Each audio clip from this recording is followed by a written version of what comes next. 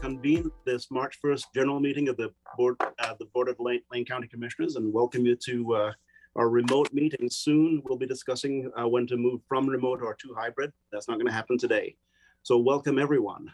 We'll move directly into the agenda, which is, excuse me a second, my computer's giving me weird messages. Into the agenda, the first item on the agenda today is adjustments to the agenda. Mr. Mokrahajski, do we have any adjustments to the agenda? We do not. Thank you. To the board, any adjustments? I see none. Emergency business, Mr. Mokrahajski, any emergency business we need to conduct today? We do not. Excellent. Then we'll move directly into item number 3 on the agenda, which is public comments. Now, I will say that public comments are restricted to 3 minutes, and speakers are going to be taken in the order that they signed up, limited to 3 minutes per public comment. Now, today, what we're going to do is ask you, public commenters, to look at the clock. The clock is on your screen. It's a 3-minute clock. And I will not be interrupting to give you a warning that there's 15 seconds or 5 seconds or 10 seconds, but watch the clock because at 3 minutes, the administrator has been instructed to move along to the next speaker. So your microphone will be silenced at 3 minutes. So keep an eye on the clock. Ms. Jones, we'll move into public comment now. Do you have a rough number of people who have signed up for public comment at this point in time?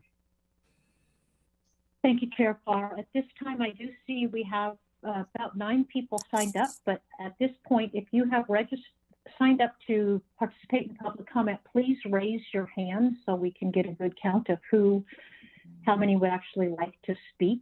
The hands are going up. At this point, I have 10 people signed up and 7 hands raised, 8 hands raised. All 10 hands are now raised. So we have 10 people and 10 hands.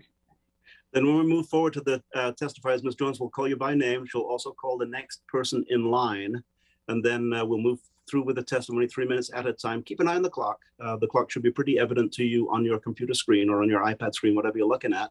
And we will take the public comment in order. Ms. Jones. One moment, Chair Farr. Let me get the screen sharing going.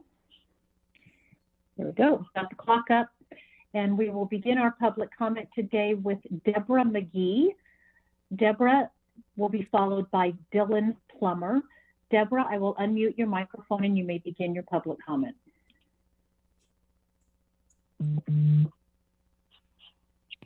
Deborah, I do show you are so, there you go. Good morning, Commissioners. My name is Deborah McGee, and I've lived in Lane County for 40 years.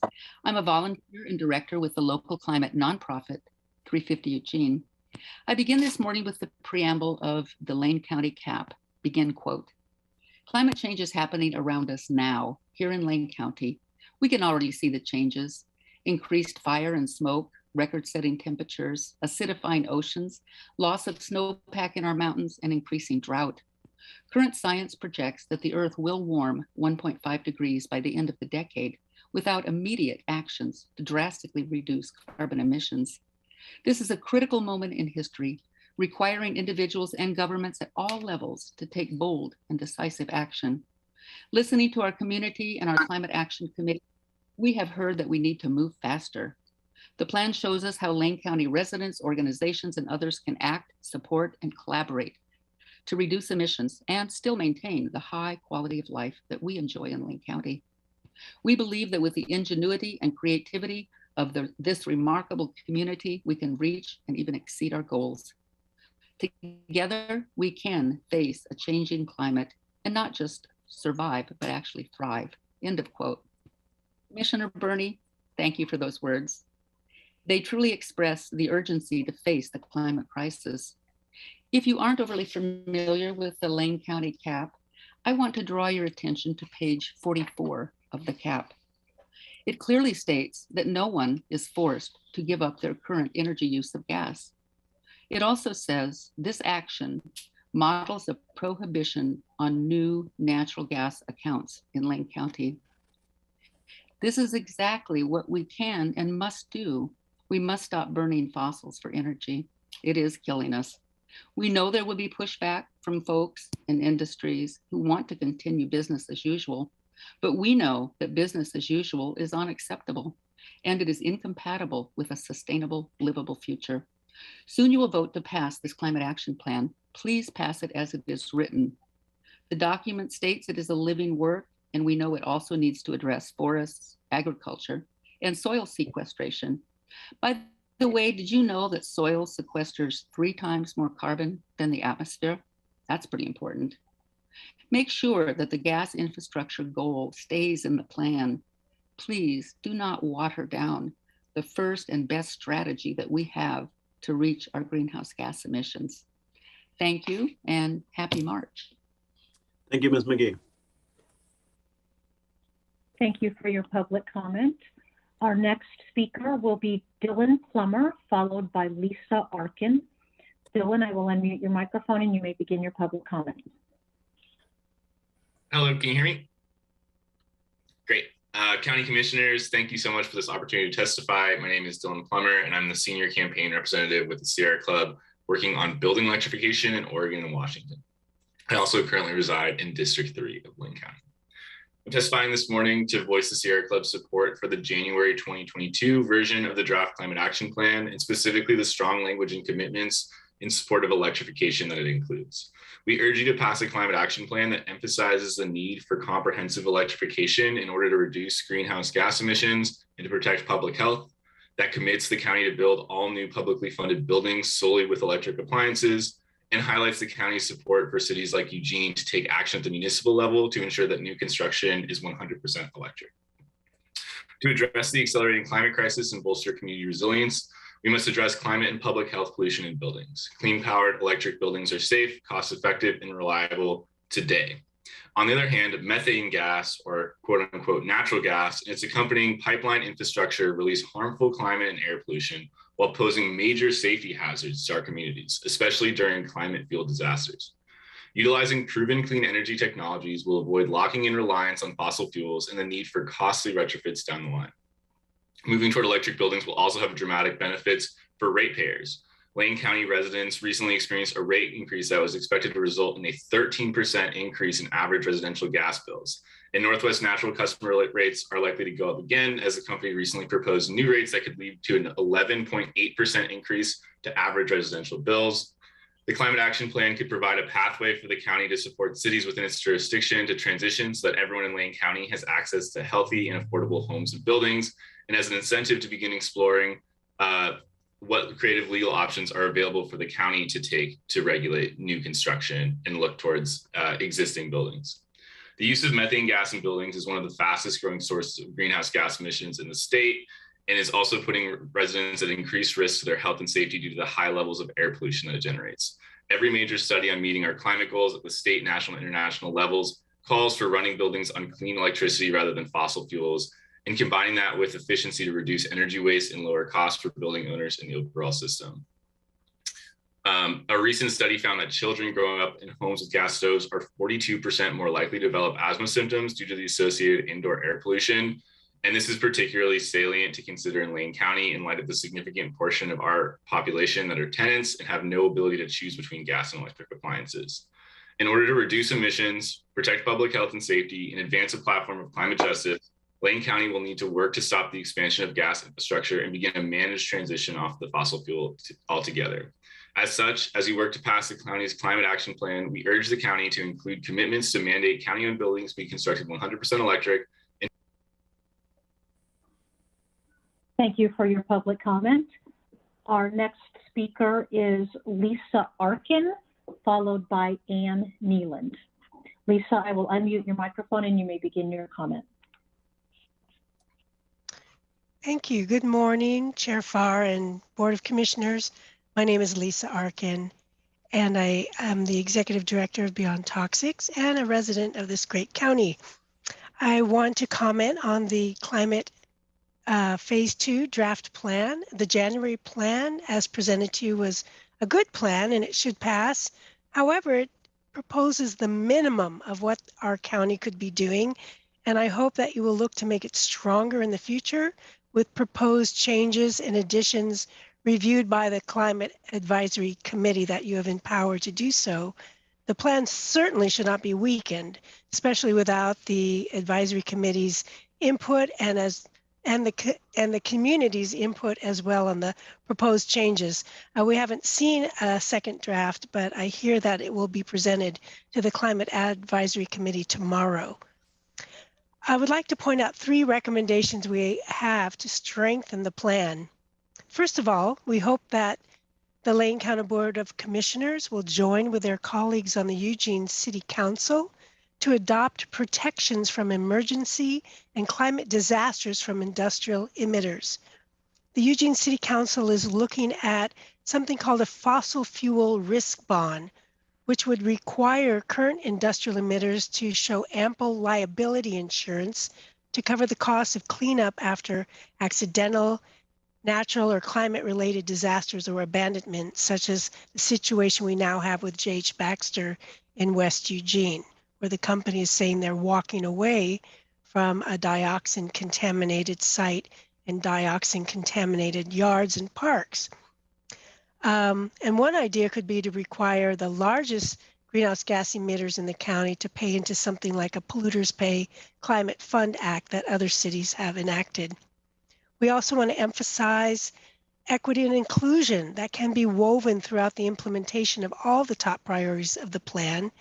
We know that Lane County is a very diverse place, and each community within our county has its own needs and wants, and the county can check in and make sure that we are meeting needs and wants equitably and authentically engaging our rural, low-income, and communities of color. I hope that you will also engage fully with the Lane County Climate Equity Resilience Task Force, which is meeting currently to help you devise phase 3 of the county's adaptation and mitigation plan. So again, thank you for your support for taking action on our climate crisis, and we hope you will adopt the plan and strengthen it at every opportunity. Thanks for your hard work. Thank you for your public comment.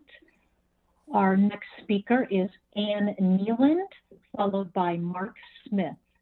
Ann, I will unmute your microphone and you may begin your testimony.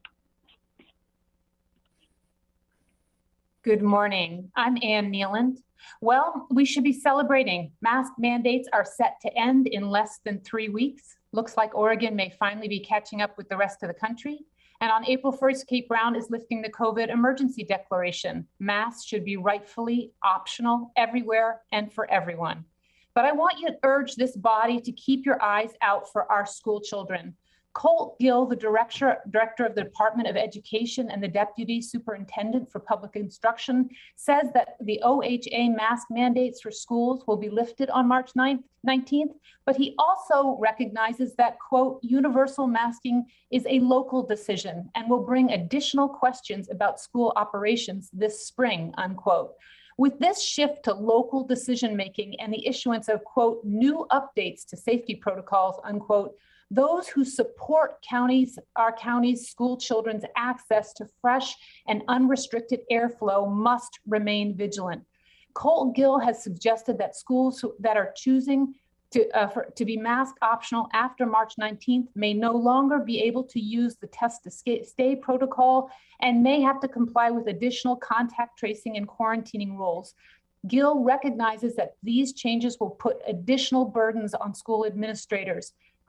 I wonder if adding more work to school staff will affect the school's decision to allow students to choose whether or not to wear a mask.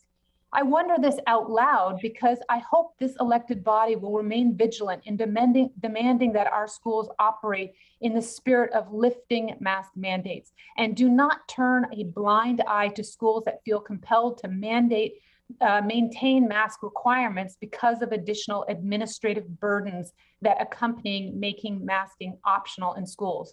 If this happens, these additional administrative requirements burdening schools who want to unmask their students are coercive, cruel, and disgusting. How would we as a community justify to our children that everyone is free and safe to go about life without masks, except at school, where students would inexplicably be at some greater health risk necessitating masks?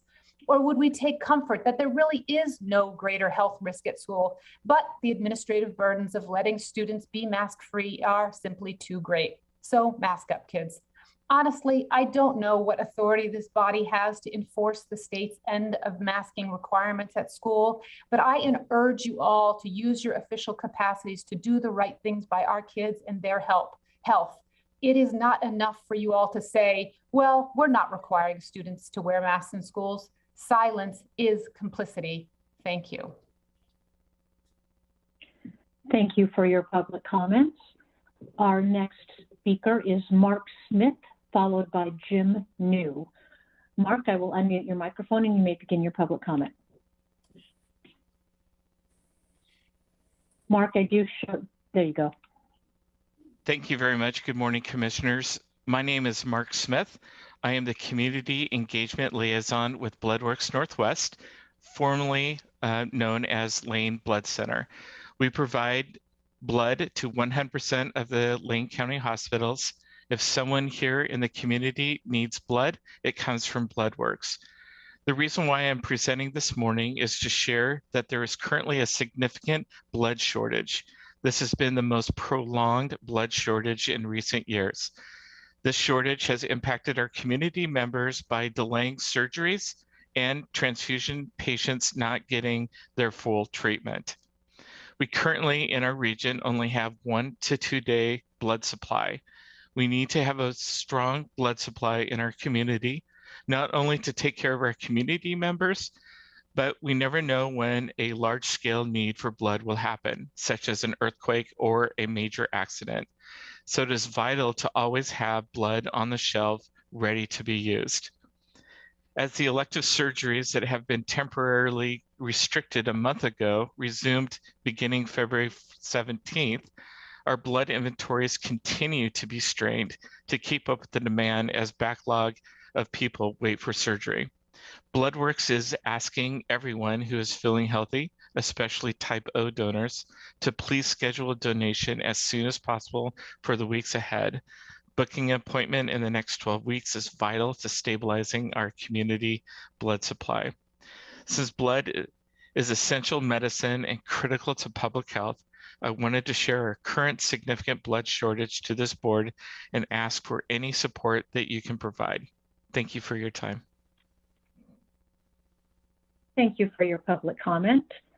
Our next speaker is Jim New, followed by Nicholas Anselmo. Jim, I will unmute your microphone and you may begin your public comment.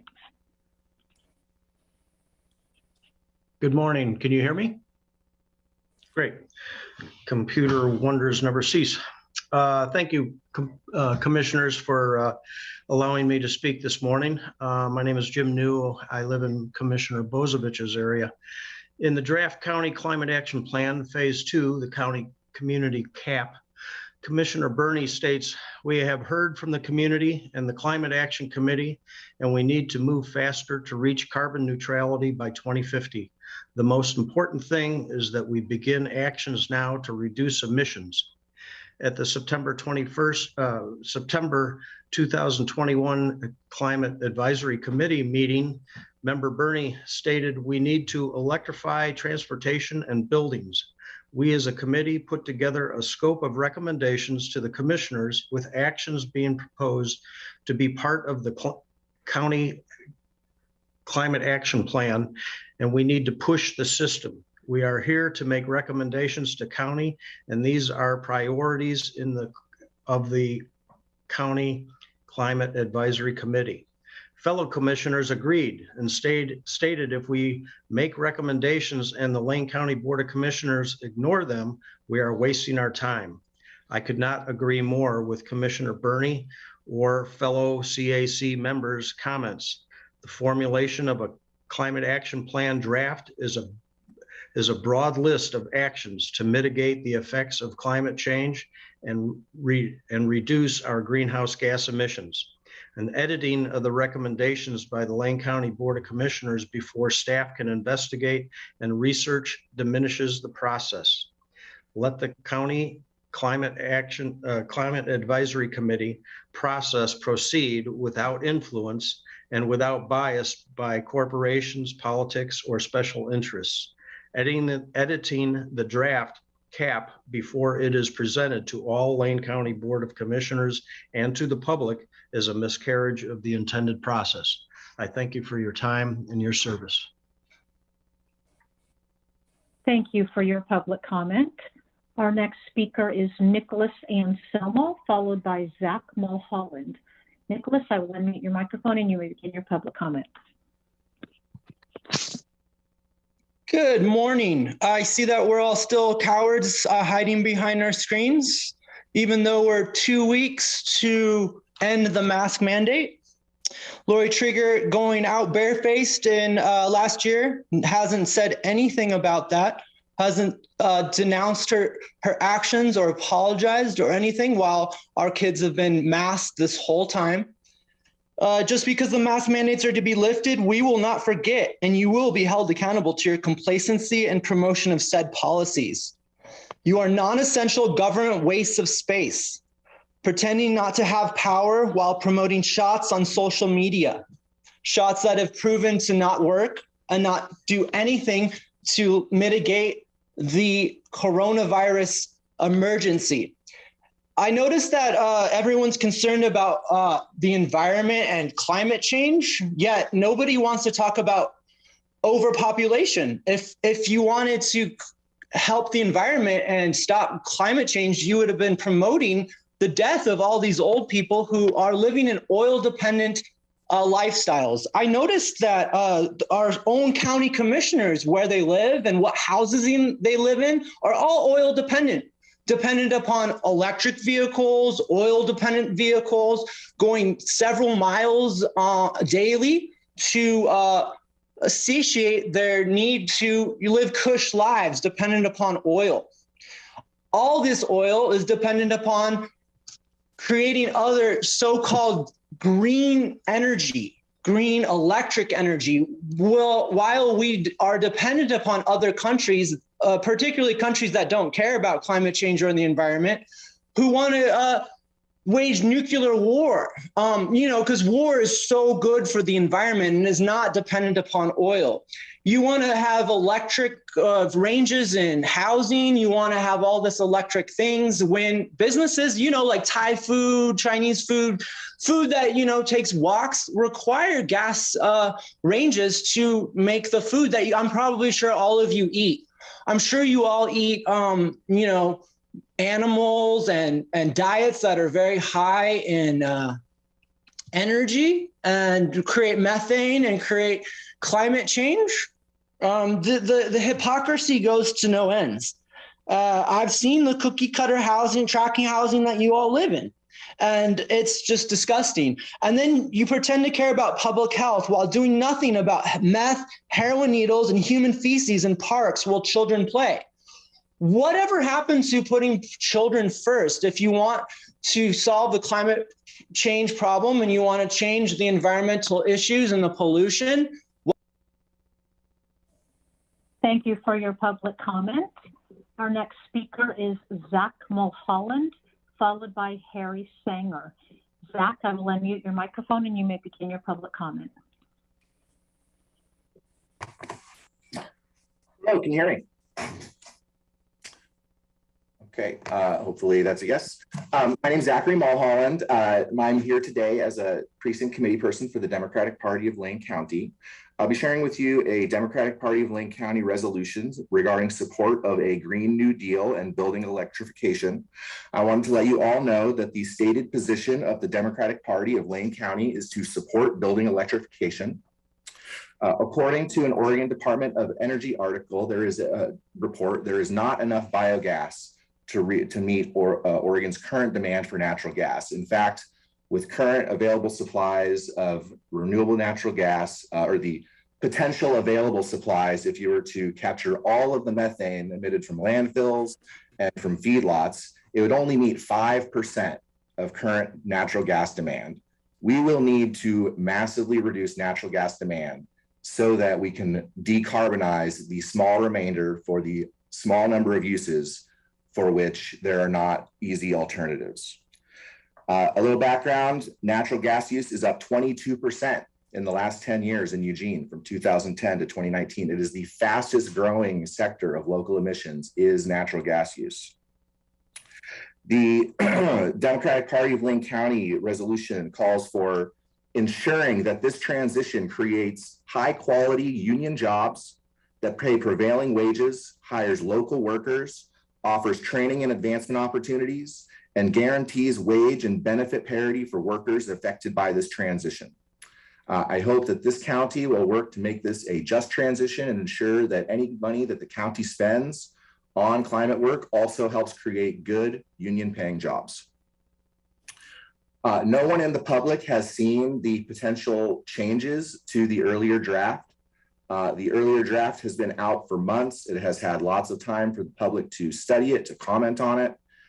If there are going to be sudden changes to this draft at the last minute, the public needs time to see those changes, to weigh in on those changes, to understand what data that those changes are based on, and ensure that that data is accurate and not from sources that have a conflict of interest in terms of where they want to go and where the country needs to go in terms of reducing greenhouse gas emissions.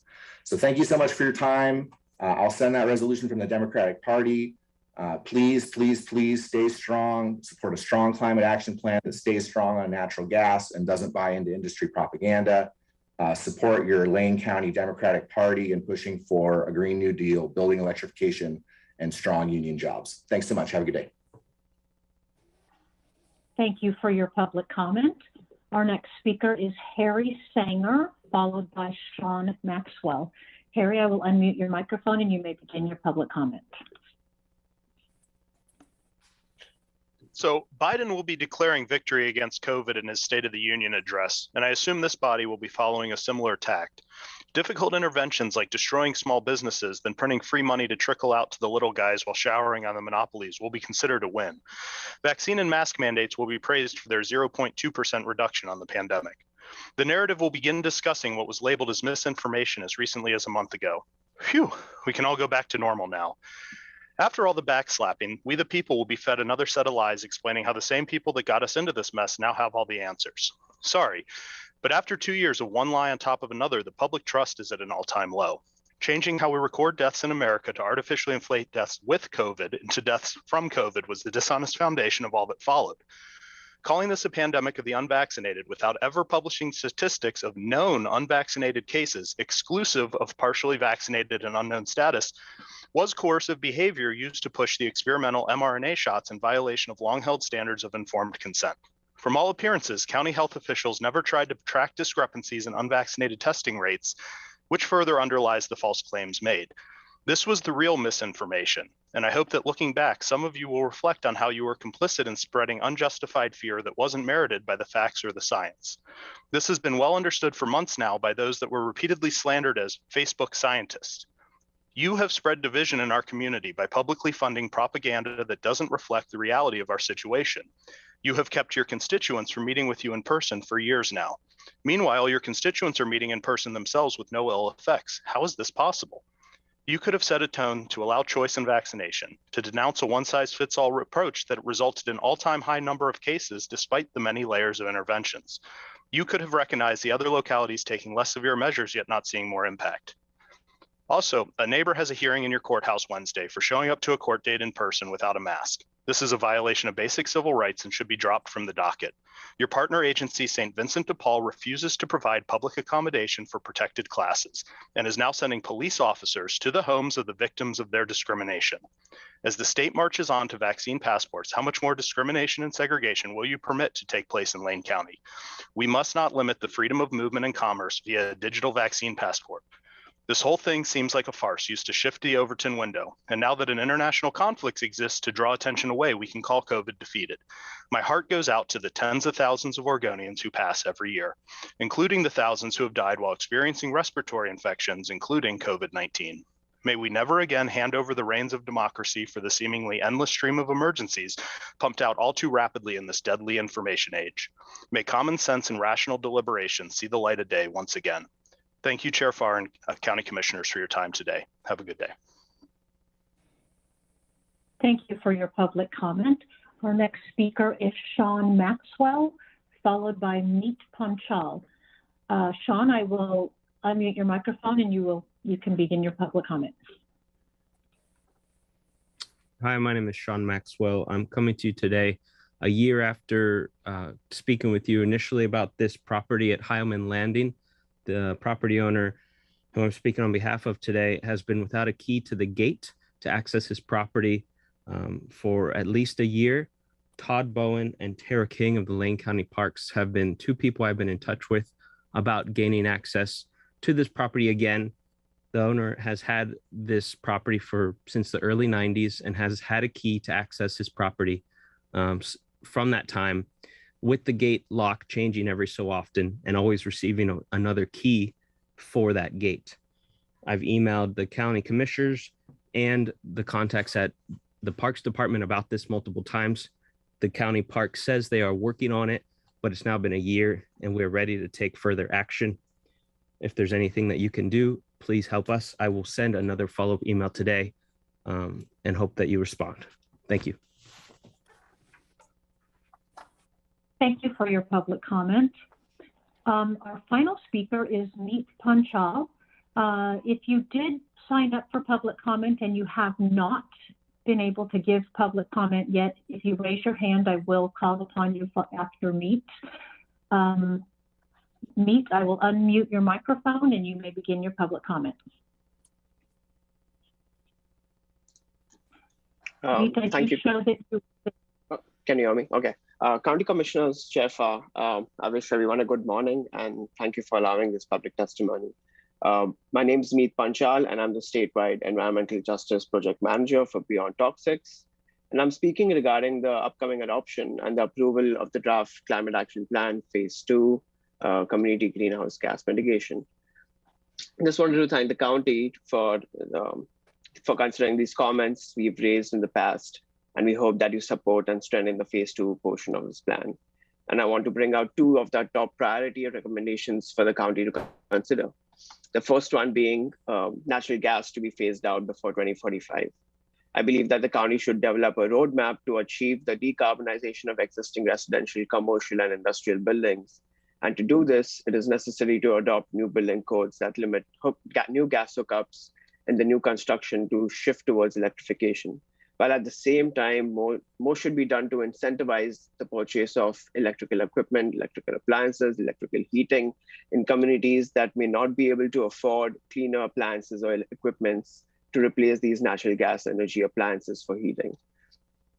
We also want you to consider in the future when gas equipment is no longer working, it would be advisable to incentivize replacing those outdated appliances with electrical ones, since natural gas is primarily used for space and water heating. Emissions from those will likely to be increased with population growth, no matter how efficiently natural gas is going to be used, unless action is taken. I also wanted to talk about, while the county's greenhouse gas inventories states that recommissioning of the natural gas and heating systems, we urge that the county should focus on electrifying those existing gas and heating systems. Another top priority I wanted to talk about is the EV charging network. While the county should work with the utilities serving rural customers so that they play an important role in supporting the charging station deployment. And at the same time, the county has the obligation to focus on providing EV charging in rural areas. Investing in rural areas will also help speed up the adoption of EV cars and trucks by ensuring that the residents will be able to charge home with sufficient battery charge. And thus, I just want to conclude by saying we urge you to strengthen this plan with these recommendations and fund it to make it successful. Thank you for your time. Thank you for your public comment. I do show one more hand was raised. Sue Craig, I will unmute your microphone and you may begin your public comment. I do show you're self-muted, Sue. Yes, thank you very much. I appreciate this opportunity, and being one of the co-leaders of the Interfaith Earthkeepers here in Eugene, Springfield, we are so concerned that you do everything in your power to get us away from any kind of fossil fuel. You have the ability, you have the really good information from the groups that you have formed, and I hope you will listen to them.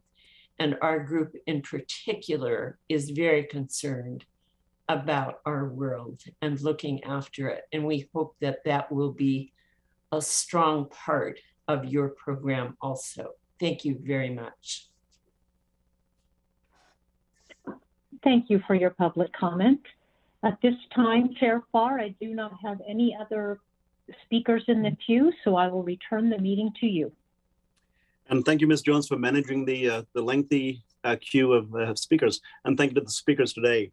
Commissioners, we now move on to item 4 on the agenda, which is Commissioners' response to public comments and or other issues and remonstrances. We have approximated 10 minutes for that. So I will be looking at the queue for hands raised. I currently see none. Vice Chair Trieger. Thank you, Chair. I was giving a beat to my colleagues to see if anyone else wanted to weigh in. Good morning, everyone. Happy March. Happy Women's History Month. It being March 1st, turning the calendar page. I just wanted to make one note of appreciation and tie it to one of the comments that we heard this morning, and appreciate everyone. It was really great to have such a robust and varied list of topics to hear from the community on. I appreciate everyone taking the time. I just wanted to say I got to dial into Senator Wyden's virtual town hall last week, and it was his 1,000th town hall. So I just want to commend him for his commitment to such great accessibility as our senior senator from Oregon, and appreciate how he's been able to do those all around the state because of this virtual technology that we have, and how much I appreciate him taking full advantage of that.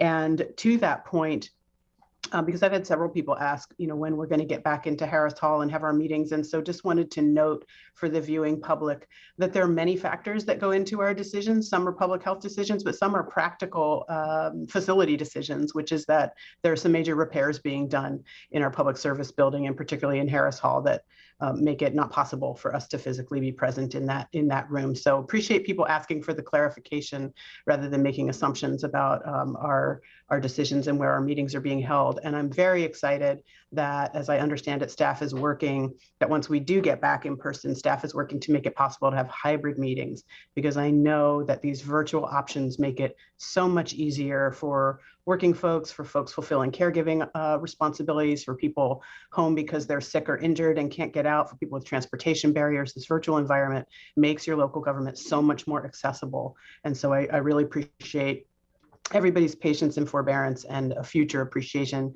to staff for helping us retain this virtual participation option for our meetings. Thank you so much, Chair. Thank you, Vice Chair Trieger. Commissioner Bozievich. Thank you, Chair. First, I just want to briefly address something that Mr. News said. The Climate Advisory Committee is just that. It's an advisory committee. The board is elected by the people and responsible directly to the people. If we choose to make changes to a recommended plan from an advisory committee, it's probably based on our interactions with the people and understanding we're taking the people's actions. It's not ignoring their advice. It's melding their advice in with, input from many sources. So I just want to make that clear, that an advisory committee is not a governing body. We are the governing body, the Board of Commissioners. Second,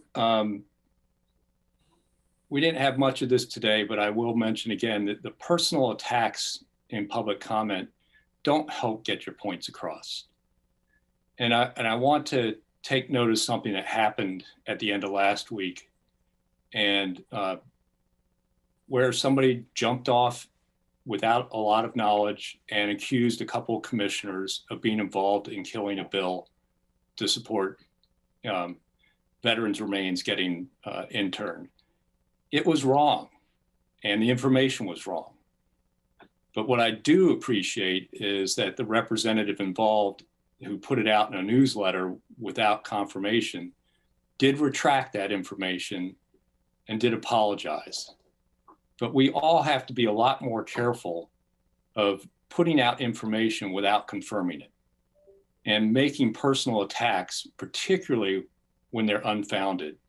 And I'd just like to say I'm really sorry that Vice Chair Trieger and Commissioner Buck were implicated in that. It was unnecessary. And sorry, it was Commissioner Burney and Commissioner Buck. I saw that look, Commissioner Trieger. Wrong two commissioners were implicated in that. And it was just an unfair attack that wasn't warranted. And it generated a lot of angst and emails from people to the board. It's just an incident that kind of shows that people need to kind of take some time and get the facts before they react. And I think, and not make personal attacks without confirmations. And even then, attack the policy, don't attack the person. I just want to say I appreciate what Representative Brock Smith did ultimately in his apology and retraction. Thank you, Commissioner Bozovich. I see no further hands raised. I'll give it one moment to see if anything happens. Commissioner Burney. Always the last to the show. Thank you, Chair. I just want to bring up that first thanks to everyone that provided testimony. I think that it's so critical that we hear and listen to all testimony and all sides. I think there's elements of truth in all of them. What I wanted to take out of this was two things. One, as a past school board member, I want to point out that this Board of County Commissioners has absolutely zero authority over the school districts of Lane County.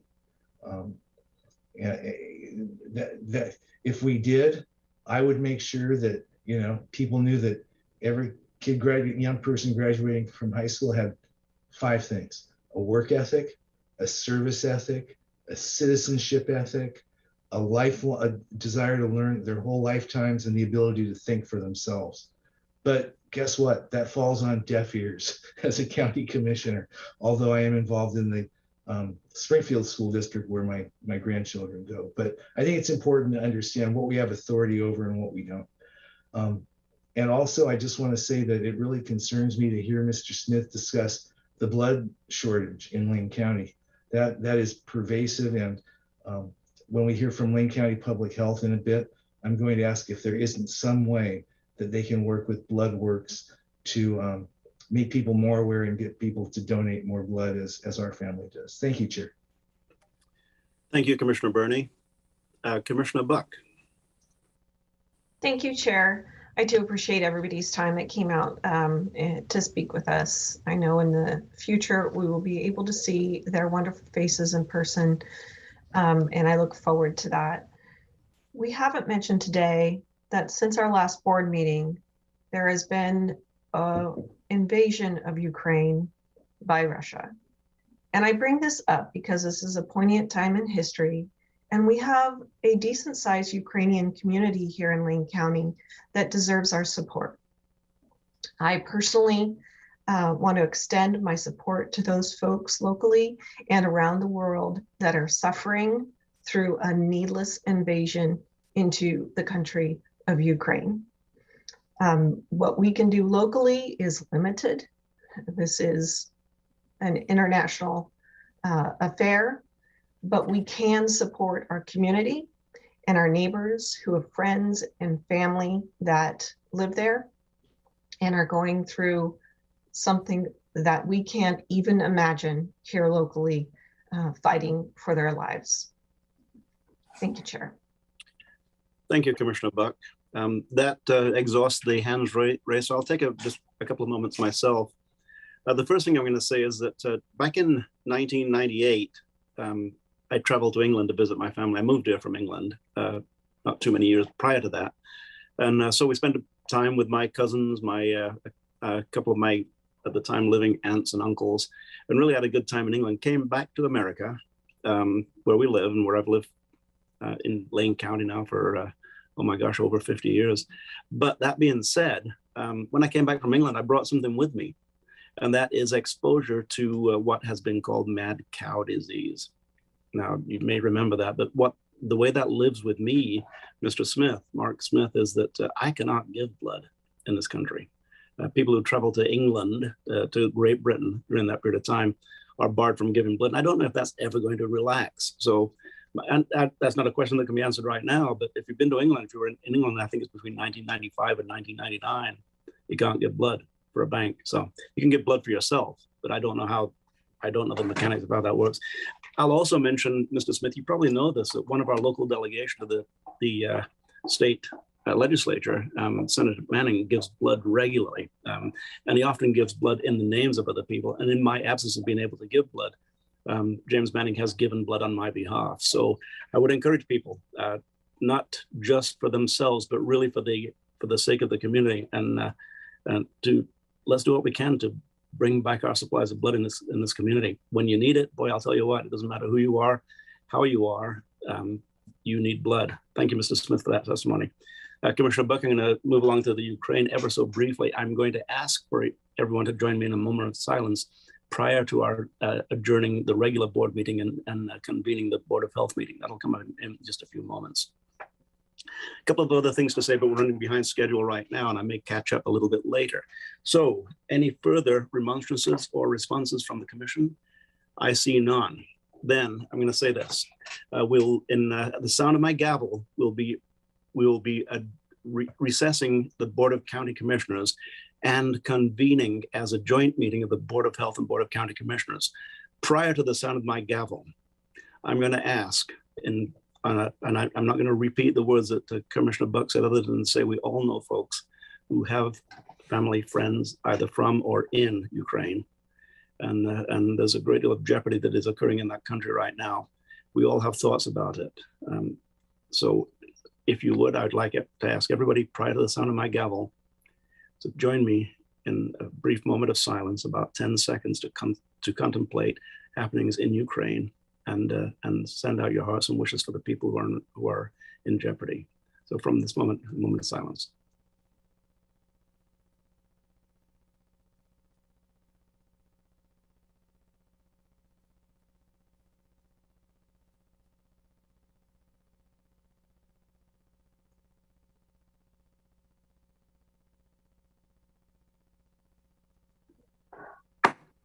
We are convened in a joint meeting of the Board of Health and Board of County Commissioners. We'll follow with the adjustments to the agenda. And Mr. Mokrahajski, I'll ask you, do we have any adjustments to today's agenda? We do not. Thank you. I look into the board, I see none. And then any emergency business that needs to be addressed today for the Board of Health, Board of County Commissioners, I see none. Then Ms. Mokrahajski, we have a panel today, really high grade panel, which includes Mr. Adams, Dr. Warren, and potentially others. Mr. Mokrahajski, I'll turn it over to you in the panel. Thank you, Chair. And Mr. Adams will provide the update for you today. I did just want to provide a clarification, as I know there were the guidance has continued to change from the state. We first heard the governor announce March 19th as the date for the statewide mask restriction to be lifted. That was changed, I believe, yesterday. Things happen so quickly. March 12th is the new date. And so Lane County has stated that for our work sites, for our facilities, our work sites, our employees and public visiting our sites, that we will follow that guidance. So March 12th is the current date. If that changes again, then we will again update folks, but wanted to just make that statement that we have communicated with our employees and publicly that we'll follow the state's guidance on statewide mask restrictions. So with that, I'll turn it over to Mr. Adams to walk through the state of disease in the community and any other updates related to COVID-19. Mr. Mokrahajski, pardon my interruption at this moment, but we do have on our agenda today a 10 o'clock time certain, which is a human resource item. And my question for you and for, I see that our Budget Committee Chair, Mr. Blodman, has joined us also. Indulgence if we do go beyond 10 o'clock before we take that before we engage in that item. Thank you very much. Yes, thank you. Okay. Thank you, Mr. Mokrahajski. Chair Farr, Commissioners, good morning and happy March to you. This morning, it is my pleasure to present the current status. So we are still awaiting this morning's numbers. Our state opera system is running rather slow. So I am presenting to you cases as reported yesterday. So in the 24 hours yesterday, in fact, over the course of the weekend, we were reporting 281 new cases from Friday to Monday, bringing us to 56,000 and 199 cases. We were reporting 52 Wayne County residents in hospital yesterday. That was a decrease of 9, and we had reported yesterday an increase in deaths by 7, bringing that total to 459, as you see on the slide here. We are looking, as of yesterday's data, at a cases per 100 of 120.9 or 121 cases per 100,000.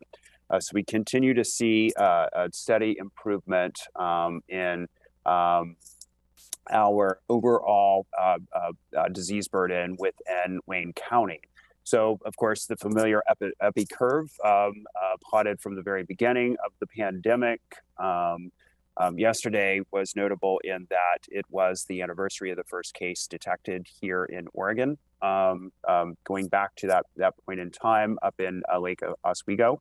And here we are, as you see, we have returned to levels that we observed, essentially very close to levels that we observed at the tail end of the Delta wave going into the holidays.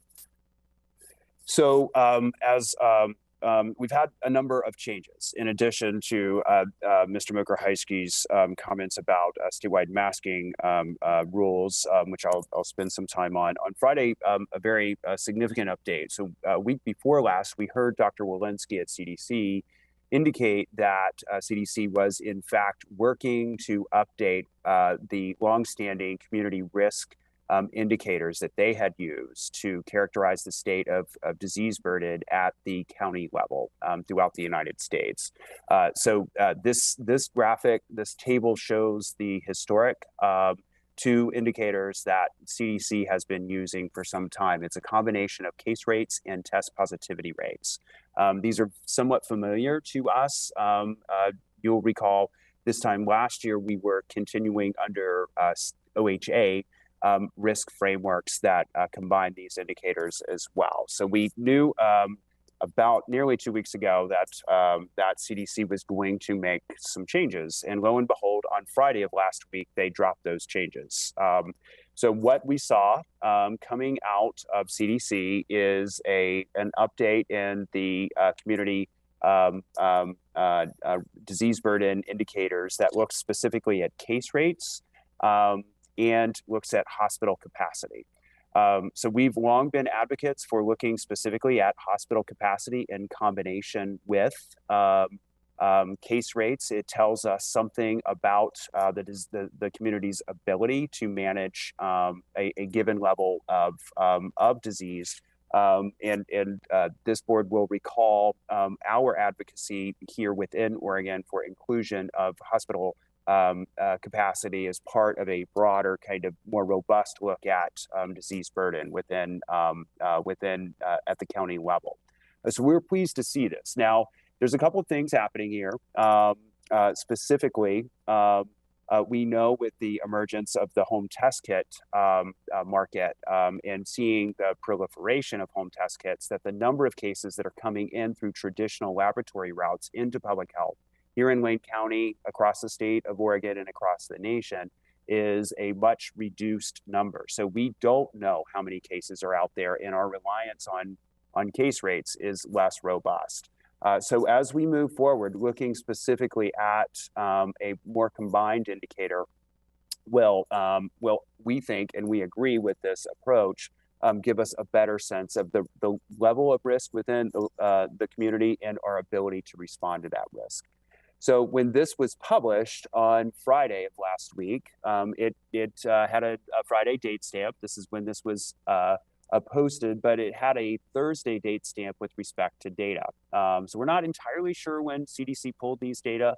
We're still kind of learning exactly how that process worked, but just zooming into the tool, you'll see that the northern tier of counties here in Oregon were landed in the medium category. Wayne County landed in the high category. So of course we were very keen to see what those data looked like. So we went and looked, and we were at 214 cases per 100,000 in the CDC data set that they published, and we were at 11% hospital capacity. So you can see that we were on the cusp when they pulled these data of moving from high to medium. So by our calculations now, we have met at least 2 of the 3 indicators at 121 cases per 100,000, and a now hospital capacity of, or a hospital utilization percentage of 8% for COVID-19 patients. We are moving well past the medium stage and nearing the low category stage. So we're still trying to learn exactly how CDC intends to operate. We've parsed the metadata. We have looked at the 25-page supplemental that they posted at the same time. We haven't yet seen what their data refresh regimen was proposed to be. So we're still trying to learn that. It looks like it's going to be a weekly refresh is our best guess at this point. So potentially this coming Friday, we'll have a refreshed date, and we will see exactly where we land in that process. But as you know, this is a local to state to federal reporting process in which we are specifically uploading our local data, and then CDC pulls those data as uploaded from OHA, and there we are. That's the process. So I wanted to spend a couple of more moments. We heard yesterday that from OHA that and the Oregon Department of Education that we were moving the mask dates forward once again. So this board will recall that we had originally heard that we were going to end the mask, the indoor mask rule statewide on or about the time when we reached 400 cases per 400 in hospital was the number that was thrown out there, and then indicating that our K-12 community would no longer mask after March 31. And we, in fact, we talked about that OHSU hospital forecast, and we noted that sometimes it had been perhaps a bit more aggressive than actual performance. We're showing 479 in hospital now, so that our rate of hospitalization across the state has continued incredibly rapidly. And so in light of that, on Thursday of last week, we heard OHA and ODE indicate that those dates were going to move up to 319. And on the 19th of March, we would see the pairing of both the indoor mask mandate and the K-12 mask mandate. Those two rules would in fact end. There is still a rule on the books that does touch some of Lane County's operations, and that is a mask requirement for healthcare settings. So any of our county buildings, our community health centers, and other covered areas will continue to have a rule in place. All of us going to our physicians' offices, all of us going to hospitals to visit family will have to mask in those settings, but that will be the only setting at this point moving forward. Then yesterday we heard we had kind of breaking news that there was a press availability at 1 o'clock, and the announcement was that we were in fact at midnight or 11:59 on the 11th of March for effect on March 12, ending the mask mandate for both indoor statewide as well as for K-12. So we continue to monitor that. I think it in light of the indicators that CDC is publishing, And I think it's notable that the CDC masking guidance from a community perspective is tied to the high level, not the medium or low levels. That there may be some additional consideration in state government as to when those mask rules may change again. I know our partners in school districts and in local governments and other employers across the county are trying to track these rapidly changing mask rules. They're putting efforts into really kind of trying to develop thoughtful policy as each governing body of school districts and other essential employers and building owners are trying to think about what they will want to do on their own based on specific health conditions within the community. So more to come on this, and of course we will keep you apprised as issues change. So moving then into our vaccination status, and I think that kind of beginning to think about vaccination status within Lane County takes on increased importance. The end of indoor masking for our school-age kids and for all of the residents of Lane County who are going to go into indoor settings with other individuals who may not be masked is, just a few days away. It really is incumbent upon you to have taken the measures that you can take to protect yourself at this point. Certainly this response, this COVID-19 response in Wayne County has tirelessly educated the public on what they can do to protect themselves and protect their family and loved ones and their friends and their community. And those are measures that we continue to stress for those individuals. First and foremost, get vaccinated if you're not vaccinated. If you were not vaccinated, have a conversation with your physician. Engage in that conversation. Where are we as a community-wide, we have 72% of our total population in Wayne County having received at least their first shot. And we see that within 8 weeks' time, 98% of those individuals get their second shot. So we are very happy when every additional person steps forward to get a shot, and we know within a few weeks' time they will be fully vaccinated.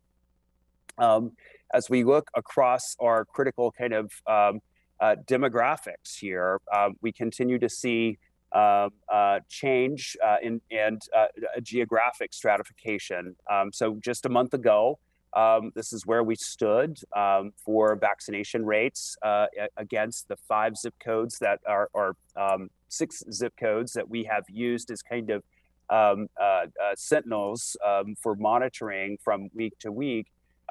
We ranged in zip codes out towards the coast, 82% in 97439 to almost 90% in the neighboring zip code out on the coast. To 50% in 97434.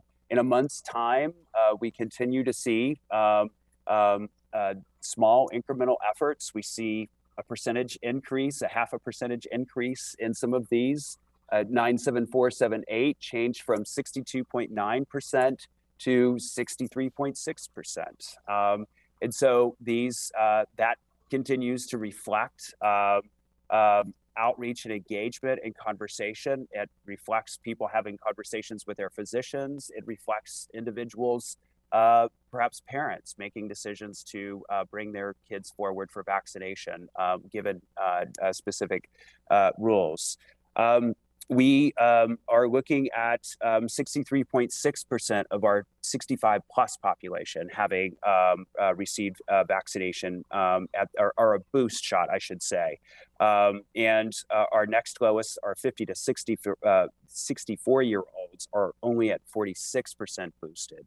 So more efforts there and continuing engagement and outreach for those individuals. Please get boosted. For our kids, we're currently reporting that our youngest peds, 5 to 11-year-old, are 37.7% vaccinated, and our older peds, our 12 to 17-year-olds, are at 71.6%. That is excellent.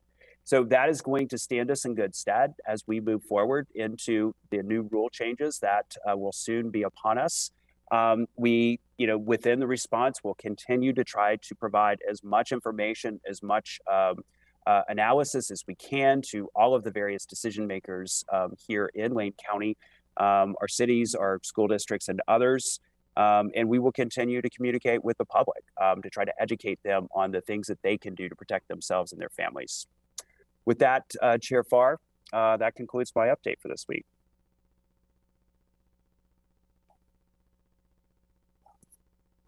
You're muted, Chair. Man, you missed some good stuff just then. I'm sorry about that. Thanks, Steve Adams. Good information and some good news. I'll look to the queue for discussion among the Board of Commissioners, unless, I'm sorry, Dr. Warren, you're with us today. Anything you'd like to add, present? I don't have anything to add regarding COVID, but I did make a note during Mark Smith's presentation from BloodWorks to connect with him and see what kind of channels we can use in public health to get the word out. So just want to let you know that we'll be working on that as well. Thank you. Superb. Thank you, Dr. Warren. Then we'll move to the queue, and I will have a couple of things to ask and say. I see nobody with hands raised currently, which usually isn't the starting gun for a race to the finish line. Still no hands raised. Then I'm going to ask this. I beat you to it, Commissioner Trieger. I'm going to ask a quick question before I go to Vice Chair Trieger regarding school districts. You know, and we can discuss this between now and March 15th. We have a meeting next week and a meeting the following week. School districts throughout Lane County will be making decisions as to how they uphold and exercise their own district policy. My understanding is that we don't establish policy for school districts, that it is a local decision by the school districts. And last night I spent quite a bit of time at a local school district, one that I live in, one that I have grandchildren in, and listen to the public testimony there.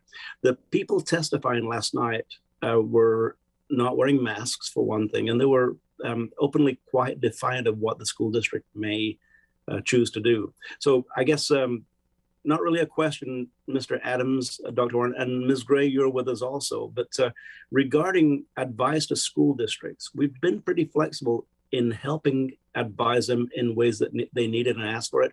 How are we going to move forward with advice to school districts? A little bit more than what you said, Mr. Adams. Chair Farr, thank you for the question. For months, this response is met weekly with each and every of our school districts across Lane County, with superintendents, with their health staff. We have sat with them with each new iteration of the state level guidance to try to help them understand what that means, how to implement that. We have worked with them on everything from ventilation considerations to how to eat lunch safely and how to do contact tracing. All of those particular details.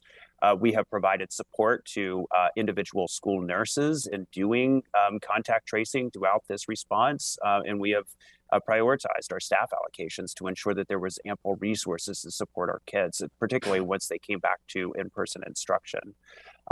We continue to work with individual school districts. I have spent time with staff teams put together by school districts to try to help them think through policy recommendations that they may be making to their superintendent, trying to answer questions. We will continue to serve as a trusted advisor. I think that we've been really impressed with the thoughtfulness that our school districts, the superintendents and their respective staff have in terms of how they have invested, prepared themselves for this occasion. We have invested in these partnerships because it's so important. We have to have a strong working relationship with each and every one of our school districts. And this is an investment not only for how to combat COVID in the future, because we will have future waves of COVID. It is absolutely certain that we will. But we have other public health issues as well that we have to work through with our school districts. So we have felt this to be our duty, our obligation, but also an effort that will cement our future relationships there, Chair Farr. Thank you, Mr. Adams. And I'll take one moment to summarize and grade me on my summary, because this is what I'll respond to when people ask me that particular question. I'll respond that Lane County's health department has prioritized staff allocations to help school districts in ways that they've needed and asked for assistance. And that service as a trusted advisor will continue. That fair statement? Yes, sir. Very good. Then thank you, Mr. Adams, for that. I may have more questions, but we'll go to the queue. I have Vice Chair Trieger, followed by Commissioner Bozovich. Thank you, Chair. First, I just want to commend and appreciate the remarkable work of the COVID response team. I don't want to jinx anything by talking about it as if it's in the rearview mirror, because it certainly isn't. But the most critical and overwhelming part of this, I think, is. And so thank you for all of that and for continuing to come to our meetings and give us these really informative updates. My question is regarding there being more availability of home tests. If you could please, just for anyone watching and for us to share back with community, let folks know how and whether they are to report any positive testing results, what the channels are for doing that, and also where people can go for testing in the community and for vaccination and boosters, because we are still wanting more people to continue to get their vaccinations and their boosters. I know there are some folks who think if anyone hasn't gotten theirs yet, they don't want one, but I know for a fact from personal experience and communication with folks in the community that that's simply not true. There's any number of factors that lead someone to delay a vaccination or a booster for any number of things, COVID no exception. So if you could just share briefly how best people can access boosters, primary and secondary doses, and testing, or where to refer folks for that information. Thank you. Chair Farr, Vice Chair Trieger, thank you so much for that question. Of course, our website, waynecounty.org, is the quickest way to get to our website and click on the COVID-19 information, and it will bring you immediately to not only our testing schedule, where we are located. We are running now a county-wide circuit from Florence to Oak Ridge, in which we are providing testing and various points in between on a regular and routine basis. And we are providing vaccination opportunities in a distributed fashion in a similar, with that testing service as well. Vaccination opportunities continue at Autzen Stadium, and for this week at the Peace Health Annex, we will be falling back to Autzen after that. And then vaccinations opportunities remain available at primary care providers throughout the county. For pediatricians, we know in particular, many parents want to talk to their pediatricians, and we absolutely encourage that. But for those parents of younger kids who still have questions, please ask them. But their providers are more than willing to provide that. And testing remains available at the University of Oregon, at Mac Court. They continue to provide that testing service, as well as extensive private sector providers, pharmacies, and primary care providers are out there, at urgent care offices as well. So testing is nearly there. You can also sign into a U.S. Postal Service website and have 2 test kits delivered to your house free of charge. And then effective back in January, insurers are now covering the cost of at-home test kits as well. So you can go to your pharmacy and get them, show your insurance card, and walk out with free test kits. Thank you very much. Thank you, Vice Chair. Thank you, Mr. Evans. Before we move down the queue, I'll remind us that we did have a 10 a.m. time certain, and with the indulgence of Mr. Mokrahisi and people present for that, we're moving beyond that. And my apologies, it's not something we like to do. Additionally, I'll state that we are not planning to reconvene this board meeting after the noon break. So we're going to try and continue with our business through until the conclusion of the business, which concludes with an executive session today. So we'll move down the queue. Commissioner Bozovich, followed by Commissioner Buck. Thank you, Chair. I'll try and be quick. I have some concerns that as we're interacting with school districts, that we seem to be solely focused on only one aspect public health wise, which is controlling the COVID-19 spread through any means possible, rather than whether or not there's any adverse consequences to some of the steps we're taking to do so. And I would just leave 3 open questions out there that I don't need answered today. But are we sharing disease severity data by age group? Are we sharing VAERS data by age group? Are we communicating studies and data concerning the adverse impacts of masking children and getting a state of fear in children for such a long period of time? I am greatly concerned that we seem to be so focused only on controlling spread that we are ignoring some of the adverse impacts of how we're proposing to make those controls, particularly an ineffective control like masking. Thank you. Thank you, Commissioner Bozievich. Good questions. Moving to Commissioner Buck, followed by Commissioner Burney. Thank you, Chair. It's my understanding we still have an Emergency Operations Center, EOC, for COVID-19. And with all the changes going on, I'm curious how you project that going forward, and if we see an end in sight to that particular emergency center. Chair Farr, Commissioner Buck, that is a wonderful question, and it is music to my ears. We do. We are still operating in incident command structure.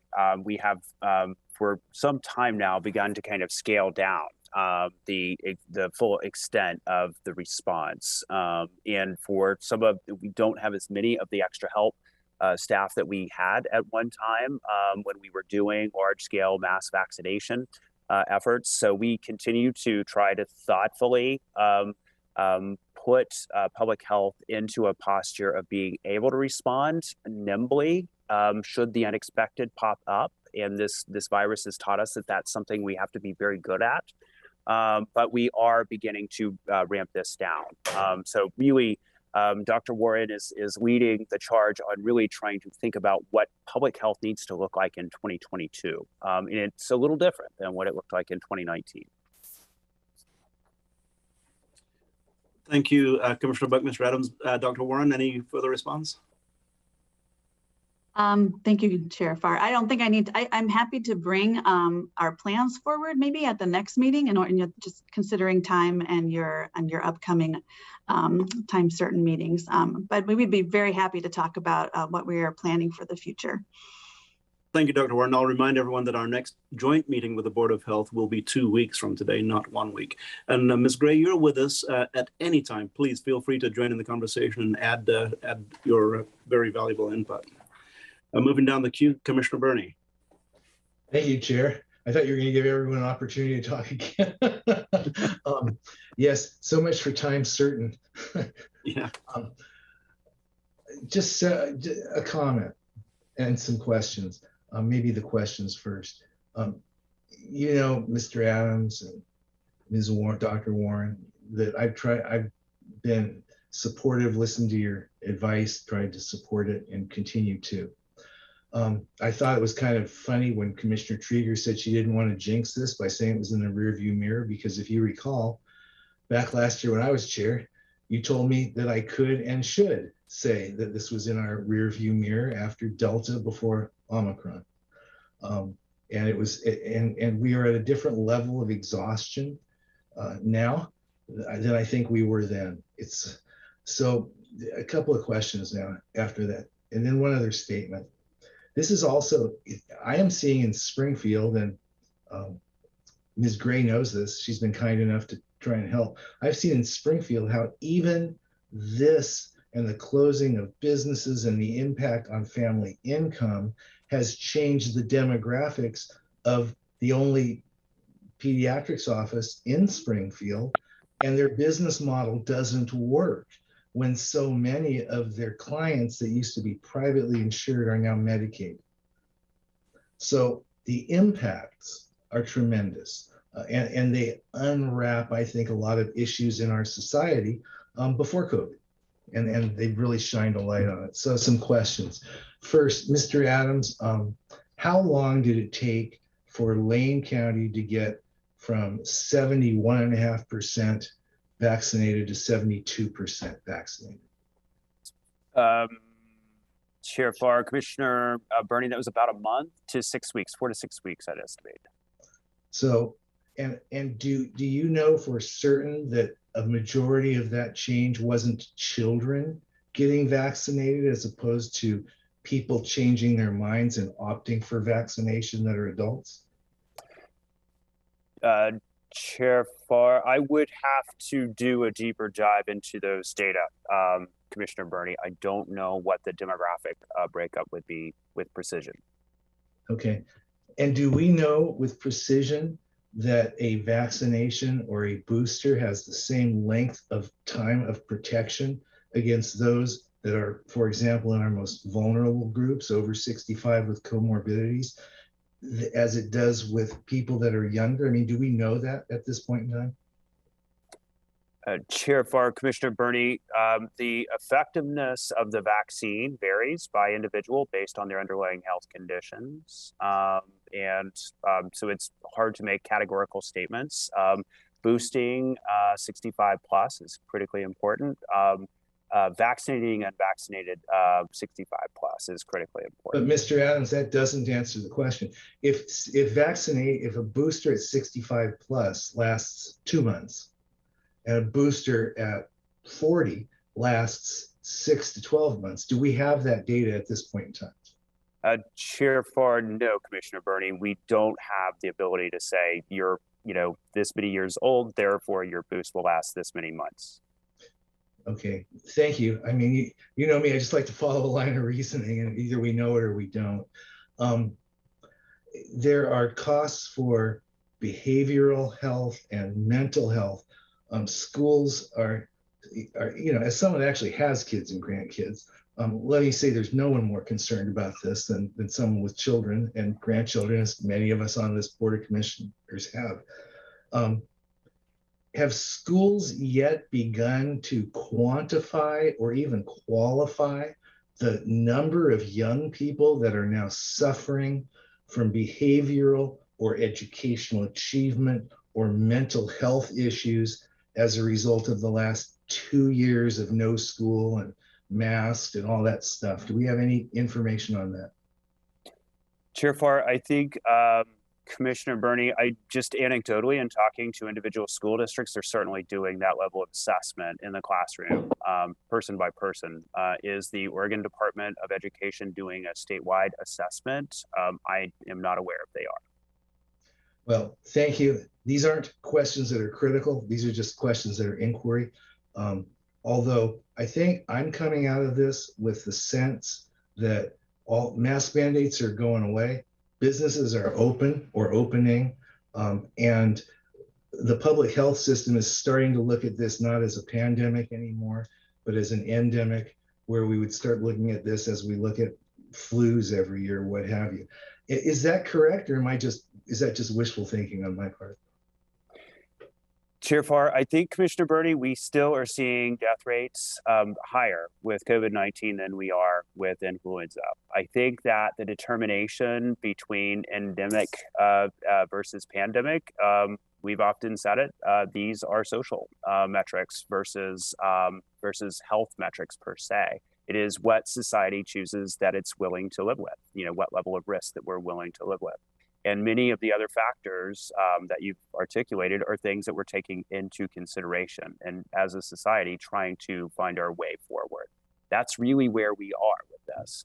I think we will see cases increase as soon as we take masks off. I think we will see future surges. Pi is the next letter in the Greek alphabet after Omicron. We don't know if we have another surge coming. That one can reasonably anticipate that we will have cases in the future, yes. Yeah, I think you started your presentation by saying that there will be another variation of this. Okay, well, hey, thank you very much, and thank you, Chair, for allowing me to ask a few questions. Thank you, Chair Burney. That concludes our Board of Health meeting. But with this, Mr. Adams, you heard Commissioner Burney ask about the mental health and social health of kids in schools. You heard Commissioner Bozovich ask that same question. I'll add my query to that, and let's see if it's something that we can dig and find out some information, because that is a lot of the testimony that we received at the school board meeting last night, for instance, is what is this doing to the kids long haul, not related to COVID, but related to social skills. No room or reason to answer that at this point in time.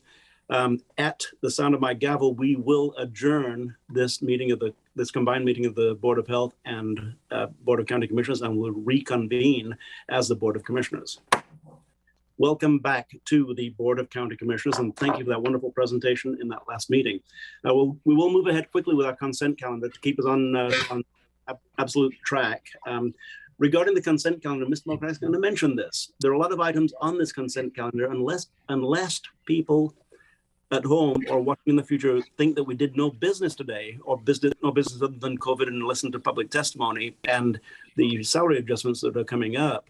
There are a lot of items on here, including a $15.5 million allocation from the American Rescue Plan, and including readopting our investment policies. A lot of work is happening at this meeting beyond what we actually discuss at the meeting. So with that, Board of Commissioners, we have before us the consent calendar. Do I have a motion?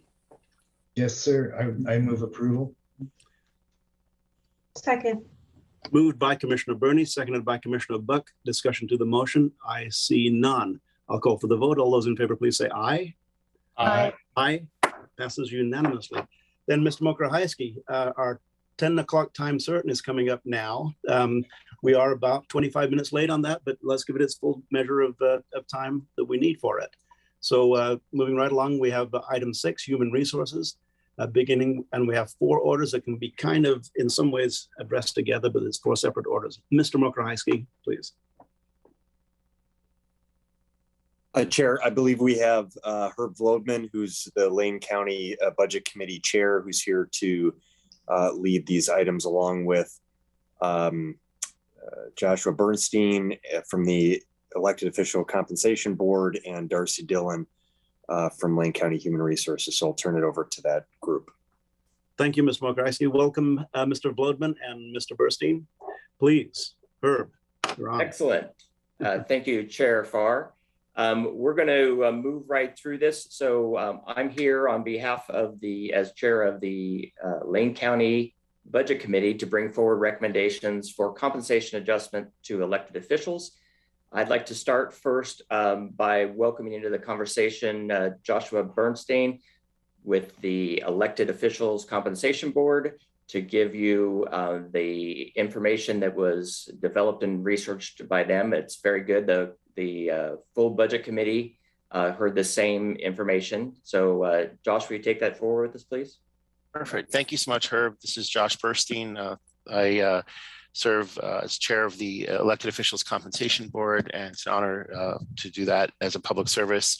And I appreciate the time that we had both as a board meeting and also our work before or with the budget committee. You have obviously a lot of material from us in the attached to the agenda. And what I just want to do is very quickly highlight just a couple of main points from what our board has come up with. And I'm asking, I think Darcy is sharing the screen, perfect. So just to jump right to it, our summary recommendations and the big takeaway is this attachment 3. We did meet twice as a board, and then also met with the budget committee as you've heard. What we do as a board is look at the positions, the elected official positions here in Lane County, of which there are 4 in front of you, and there's a second page. Darcy, if you just pull down for 1 second. Or is there no, oh, I'm sorry. There wasn't, I thought there was, I was looking at the side. There's assessor, district attorney, justice of the peace and sheriff, and obviously county commissioners as well. We did recommend an increase for commissioners. That's why I was thinking of a second page, forgive me. But the budget committee did not approve that. So what we have before you today was just these 4 or these 4 of the 5 elected positions. I won't read every word to you. You have the materials in front of you, of course. I did want to explain a little bit about our strategy and philosophy on the board that we brought to the budget committee and to you today. It was really to true up, if you will, where our elected officials compensation is. And as a reminder, and we're all HR people, so forgive me if I have a little HR speak, but we look at what's called total compensation. So it's not just salary, but really it includes a lot of other information, including benefits and things like that. In order to true up, though, we have to look at the base salary. So that's why these proposals are about base salary. What we do is we looked at the average total compensation of the 5 county comparators, and these are, you've probably heard this before in the past as well. We look at Clackamas, Deschutes, Jackson, Marion, and Washington. And I won't go into all the details. I think you've heard some of this before and it's in the report, but why those 5 counties are good. In some ways, you look at population, FTE, things like that. And so, and some of these are perhaps lower and some are higher on average. And that's kind of what you do while you look at a number of things in the world, in HR world. When we do comp surveys, we look at what's called external comparators, which is what these, which was I'm talking about with these counties, and also internal equity. And some issues there relate to salary compression within departments,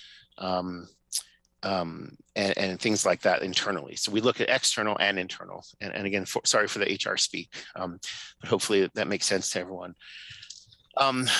We're very concerned with what we see as a continual slide in equitable and competitive compensation, particularly in the commissioner position. I know that's not on this attachment 3, but if you could for a moment show attachment 4, Darcy.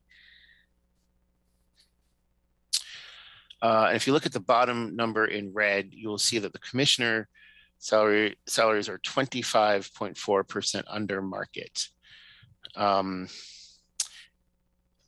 We've had these conversations before. I won't spend a lot of time on it right now.